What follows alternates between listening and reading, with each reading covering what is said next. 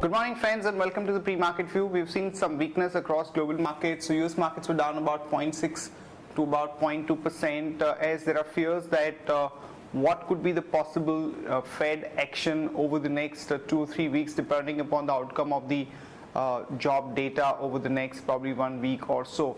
European markets too were sharply down anywhere from about 1 to almost about 2.5%, and some of the economic data points that came out from the Eurozone were not good. So we have seen sharp cuts there, and Asia, when we look at it, Nikkei is down almost about 2%. In fact, in the last about half an hour or so, it has lost another 0.5%. And most of the other markets like Hang Seng are also down about 0.6%. And SGX Nifty is suggesting that we are going to open down about 30 odd points. Overall, in terms of flow, situation looks okay. The FIs were net buyers in the cash market to the tune of 517 crore. The domestic institutions were sellers to the tune of 671 crore. And in the index futures, we have seen buying to the tune of about 130 to 135 crore. Back home, our own markets continue to remain a little choppy, and 62.50 continues to be an important range for the Nifty future, where we are seeing a good amount of action. But given the outcome of the state elections, which is likely to be out on 7th and 8th of December, the market is actually positioning for that, and we have seen that the implied volatilities have actually gone up almost about 10 to 15% in the last 3 to 4 days. So given the weakness in the global markets, we might open up down, but we think that there is going to be a good volatility and support around 6150 6160 levels of Nifty. And also we have seen good amount of action in the mid cap space, so the capital goods related stocks have seen a good amount of action, so you might see some momentum in that particular pack. On that note, let me invite Shaival to take us through important F&O cues and ideas that we could have from the F&O side. Good morning friends, let's have a view at derivative. Friends, in yesterday's trade, in spite of FIs being net buyer in futures and options segment, and in spite of accumulation of long positions in the market, we've seen that Nifty ended with a marginal loss of 0.25% due to the global pressure. Now, we've seen that the PCR ratio has remained unchanged at 0.99. Because we have neither seen reduction on either call or put side, but we have seen equal number of addition taking place on call as well as put side, due to which the PCR ratio is at 0.99. Now, talking about the options activity, friends, as we all know that everyone across the market has been looking specifically on the state elections which are panning out as per the phases, and the election results are due on Sunday, due to which the market has not been having a major up move or a down move. Market has been consolidating into a range in yesterday's trade, and we have seen that 6,300 call option stands with highest number of shares in the open interest, followed by 6,400 strike, whereas on the put side 6,000 strike is the one which has the highest number of shares in the open interest, followed by 6,100 and 6,200. Now, yesterday we closed near to 6,200. SGX Nifty is suggesting a negative opening, and if from intraday perspective 6,200 is broken, then the immediate support would be 6,194.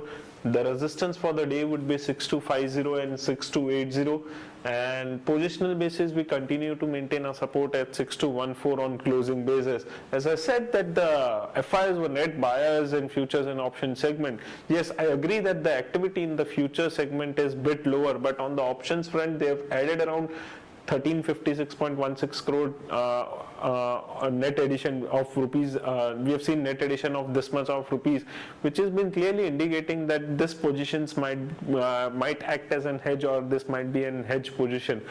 Now, talking about our trend, our bias for the market is still positive because we are above our weekly VWAP. But from intraday perspective, we feel that due to the event and speculations in the market with regards to the event, market may remain volatile and uncertain.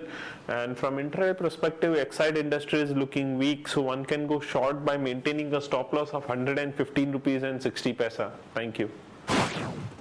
Here are the important news and events that we are tracking today. First of all, the EGOM has approved the much awaited mergers and acquisition guidelines for the telecom sector, and it has also cleared the sale of about 403 megahertz of spectrum in the 1800 megahertz band, and This entire guidelines which have been announced are marginally positive for the large players like Bharti, Vodafone and Idea, as they will be able to acquire additional spectrum, but they will have to pay the market related price.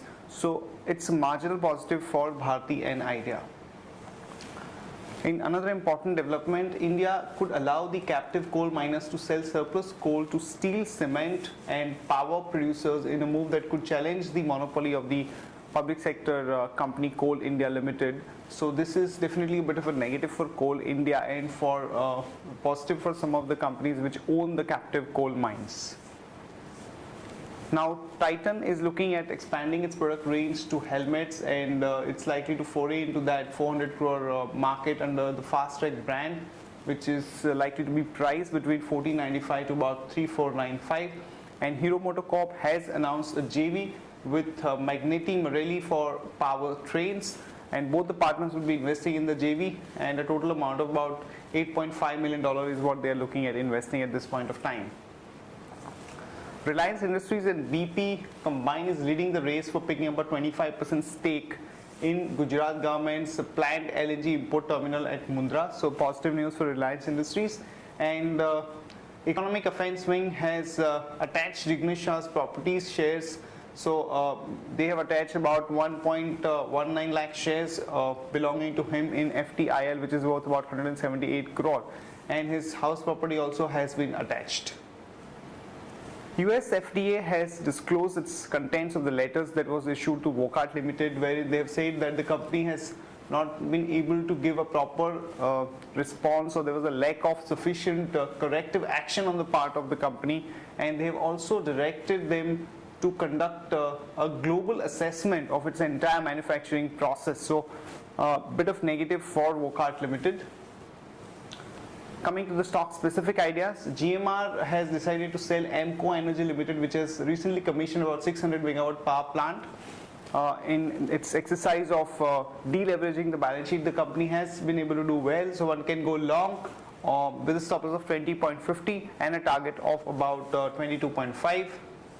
And Mahindra Holidays, some positive news, as the company has divested its stake into Austria-based companies. The details are not really known, so one can really go long on Mahindra Holidays. Stop loss of 246 and target of 258 to about 263. That's it from all of us, friends. Have a good trading session and see you tomorrow at the same time.